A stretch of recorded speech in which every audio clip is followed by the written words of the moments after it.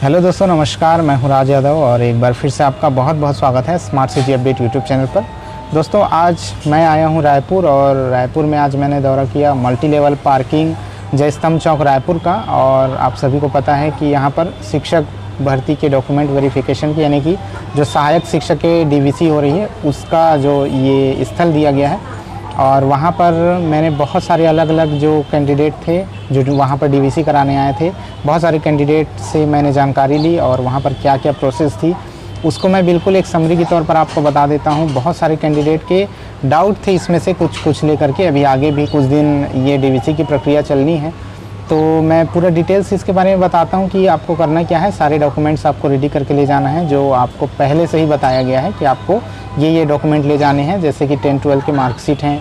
अगर आप बीएड के कैंडिडेट हैं तो ग्रेजुएशन के मार्कशीट हैं। इसके अलावा नॉन क्रीमिलियर से अगर कैटेगरी से आप आते हैं तो आपको आय प्रमाण पत्र भी ले जाना होगा, और आय प्रमाण पत्र कंपलसरी है, वो ले जाना आवश्यक है आपको। इसके अलावा टेट के सर्टिफिकेट हो गए, और भी जो चीज़ें हैं, फ़ोटो हो गया आपका, और सत्यापन प्रपत्र है वो भी आपको भर करके ले जाना है। तो सारे डॉक्यूमेंट्स आपको रेडी करके ले जाने हैं। लेकिन अगर किसी चीज़ में कोई समस्या है, चाहे नाम में आपको प्रॉब्लम है, नाम में आपकी कोई दिक्कत है, या फिर ऐसी कोई भी छोटी मोटी समस्या है जिसको लेकर के आप बहुत ज़्यादा पैनिक हो रहे हैं, तो पैनिक होने की बात नहीं है। वहाँ पर बहुत ही बिल्कुल एक नॉर्मल तरीके से वहाँ पर डीवीसी का कार्यक्रम हो रहा है। बिल्कुल सिस्टमेटिक तरीके से तो हो ही रहा है, लेकिन बहुत किसी भी चीज़ के लिए ऐसा नहीं है कि वहाँ डांटा जा रहा है कि आपका ये नहीं है आपके पास, या फिर सीधे तौर पर आपको अपात्र कर दिया जाएगा।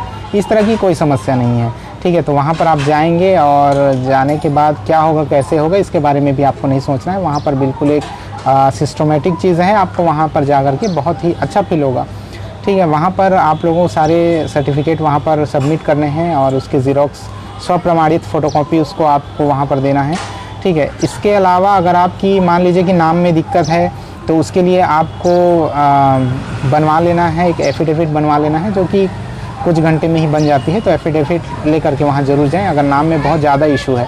लेकिन इसके अलावा बहुत सारे कैंडिडेट ऐसे भी दिखे जिनके नाम में मान लीजिए, जैसे फॉर एग्ज़ाम्पल मान लीजिए एक सिस्टर मुझे वहाँ मिली थी, जहाँ जिनके किसी एक सर्टिफिकेट में कुमारी लगा हुआ था, किसी रिज़ल्ट में कुमारी, और फिर उनका नाम लिखा हुआ था, और बाकी सर्टिफिकेट में ऐसा नहीं था।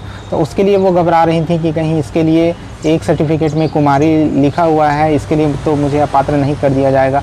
तो ये जो छोटी छोटी चीज़ है उसके लिए बिल्कुल भी अपात्र नहीं किया जाएगा। और कई दफ़ा ऐसा भी होता है कि इस पर गौर भी नहीं किया जाता, तो बिना एफिडेविट के भी काम चल जाता है। लेकिन अगर आपको डाउट है, अगर पहले से आपके नज़र में वो पड़ गई है, तो एफिडेविट ज़रूर बनवा लें, चाहे वहाँ पर मांगा जाए या फिर नहीं मांगा जाए।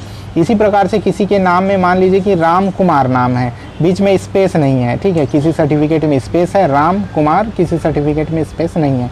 तो इस कंडीशन में भी कई बार वहाँ पर जो है इन चीज़ों को इग्नोर कर दिया जाता है। तो बहुत घबराने की बात नहीं है। अगर आपकी नज़र इस पर पहले पड़ चुकी है तो आप इसके लिए एफिडेविट ज़रूर बनवा लें।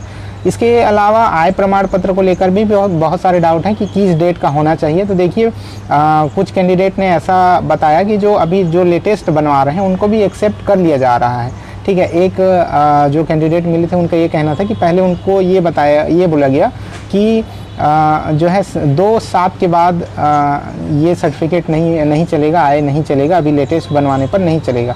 लेकिन फिर कुछ डिस्कशन के बाद उनको अलाउ कर लिया गया, मतलब उनके सर्टिफिकेट को मान्य कर दिया गया।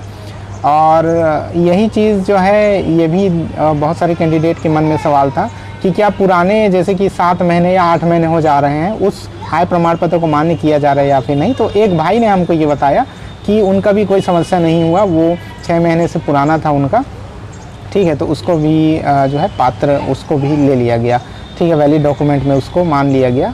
तो इस तरह की भी चीज़ें देखने को मिली हैं। तो जो भी चीज़ है, जो सर्टिफिकेट एक्स्ट्रा मांगा जा रहा है, चाहे वो आय प्रमाण पत्र है, चाहे वो किसी मिस्टेक से रिलेटेड एफिडेविट है, तो अगर आपके पास प्रॉपर नहीं है तब भी आपको बिना डरे कम से कम वहाँ पर जाना है जिस दिन आपको बुलाया गया है। फिर उसके बाद देखा जाएगा कि क्या वो बताते हैं, क्या समस्या है। तो देखिए, मेरी मानिए तो बिल्कुल कोई भी समस्या नहीं है, बिल्कुल आराम से आपका डीवीसी हो जाएगा। ये छोटी मोटी चीज़ों से आपका डीवीसी नहीं रुकेगा, या फिर ऐसा नहीं है कि आपको अपात्र कर दिया जाएगा, ठीक है। इसके अलावा भी अगर कोई चीज़ अगर मुझसे छूट गई है बतानी, तो आप नीचे कमेंट बॉक्स में कमेंट कर सकते हैं कि इसके बारे में क्या होगा। तो जैसे अगर मुझे जो भी जानकारी मिली है अगर मेरे नॉलेज में है तो आपको उसका रिप्लाई दे दिया जाएगा, या फिर ज़्यादा सवाल आ जाते हैं तो इसके लिए एक और वीडियो बना दी जाएगी।